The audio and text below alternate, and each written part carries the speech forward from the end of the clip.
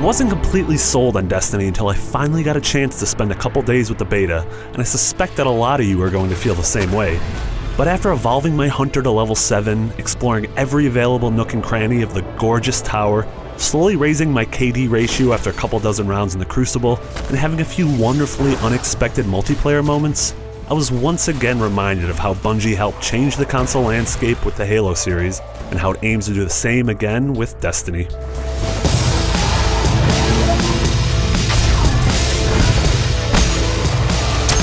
The thing that really impressed me with Destiny's beta was just how many different types of play exist in this early slice of the game, and how thankful I am that we're let off the leash at such an early point in the adventure. I love being able to hop between 3-person strike missions, leisurely strolls through the tower, and raucous deathmatch rounds in the Crucible at my leisure. You captured Zone B.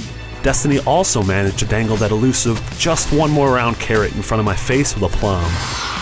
I was always so close to my next milestone, whether it was leveling up my character and unlocking a new ability, discovering a new rifle with slightly better stats than my old faithful, yeah, that's good, or feeling like I could do better in the Crucible if I played just one more round.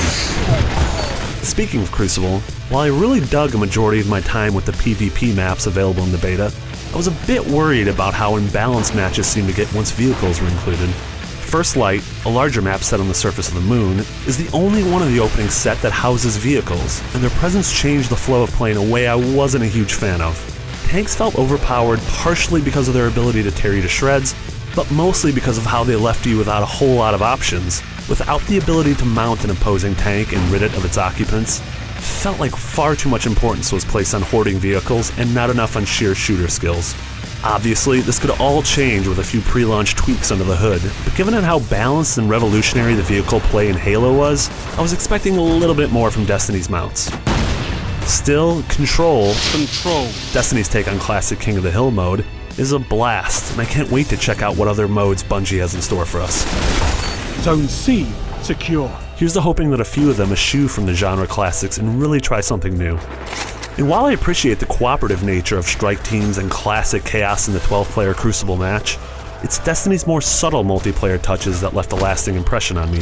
Finding yourself in the middle of a firefight that's quickly heading south, only to suddenly gain the upper hand thanks to a group of strangers who appear on the ridge, is surprising and powerful.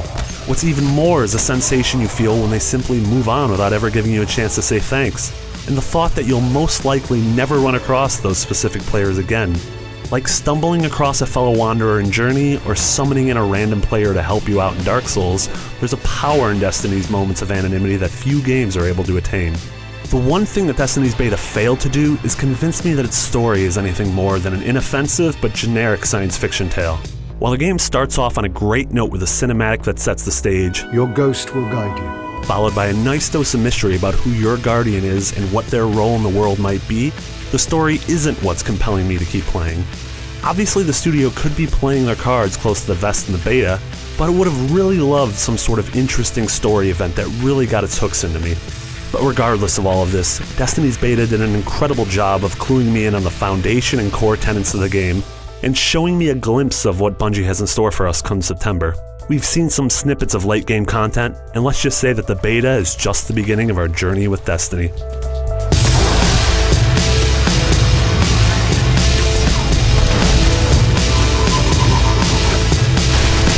For more on our exclusive coverage of Destiny, follow IGN first at go.ign.com/destiny-IGN.